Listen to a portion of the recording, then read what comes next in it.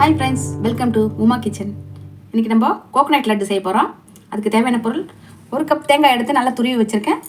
1 cup வெல்லம் எடுத்து நல்லா உடச்சி வச்சுருக்கேன். 1 கப் வெல்லம், கொஞ்சம் ஏலக்காய் பொடி எடுத்து வச்சுருக்கேன் 1 ஸ்பூன், 2 ஸ்பூன் நெய் எடுத்து வச்சுருக்கேன், 1 பொடி அளவுக்கு திராட்சை எடுத்து வச்சுருக்கேன், கொஞ்சமாக முந்திரி எடுத்து வச்சுருக்கேன், கொஞ்சம் வெள்ளரி விதை எடுத்து வச்சுருக்கேன்.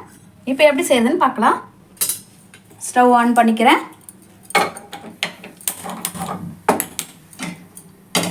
இப்போ கடாய் வச்சுருக்கேன். சூடு ஏறினதுக்கப்புறம் நம்ம தேங்காயை நல்லா வறுக்க போகிறோம்.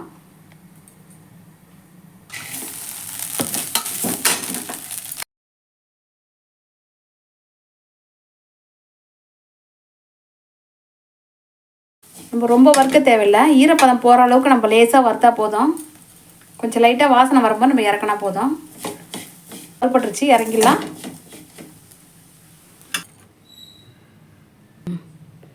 இப்போ கொஞ்சமாக நெய் சேர்த்துக்கிறேன்.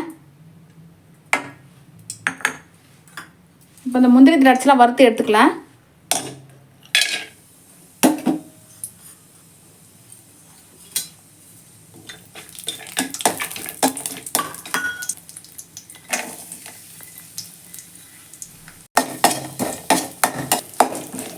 அதுலேயே வெள்ளரி விதையும் சேர்த்துட்டேன்.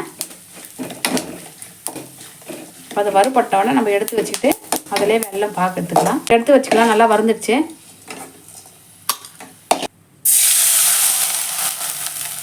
ஒரு 1/4 டம்ளர் தண்ணி சேர்த்துருக்கேன். இப்போது அதிலே வெல்லம் எடுத்து நம்ம போட்டுக்கலாம்.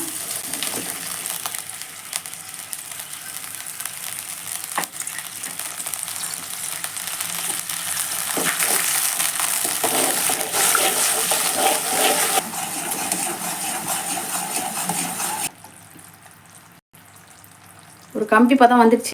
இப்போ தேங்காய் சேர்த்துக்கலாம்.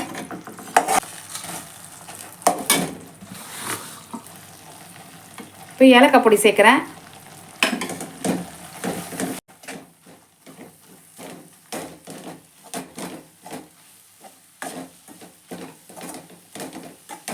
ஸ்டவ் ஆஃப் பண்ணிக்கிறேன்.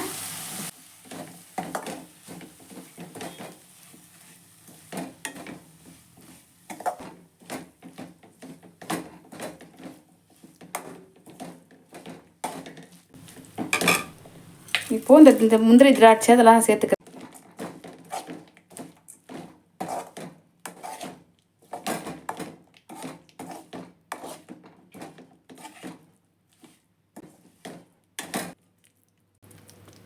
கொஞ்சம் சூடாக இருக்கும்போதே நம்ம பிடிச்சி வச்சிடலாம்.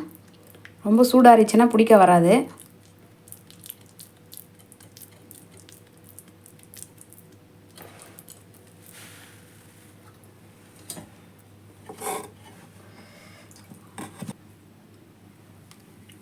கோகோனட் லட்டு ரெடி ஆகிடுச்சு பாருங்கள்.